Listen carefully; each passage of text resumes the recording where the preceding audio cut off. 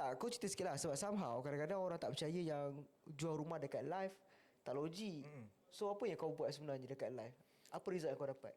Okay, sebenarnya bila kita buat live tu, mesti kita kena, one thing, kita kena attract attention orang lah. Contoh kalau kita tengok orang jual-jual baju, jual-jual kasut kan, macam mana diorang punya semangat Energy. tu, yes, semangat tu, macam mana diorang selling kan. Benda tu sebenarnya kita kena ikut juga. Cumanya kita nak dapatkan klien, bukan diorang beli benda terus kat kita kan. Cuma kita dapat klien terus. So bila nak bercakap tu, kena, bagi aku kena semangat lah. Bukannya semangat yang menjerit.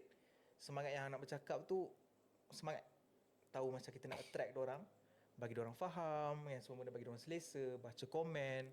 Jangan kita baca komen langsung, tak ingat kita tak engage dengan orang kan. Okay, so biasa bila kau live, berapa leads yang kau boleh collect daripada live? Selalunya 150 above lah. Satu sesi live. Ya, 1 jam. Tapi ni tak perlu pun keluar duit ads. Buka aja live dapat leads kan. Cuma kita free je lah, asal usaha sendiri.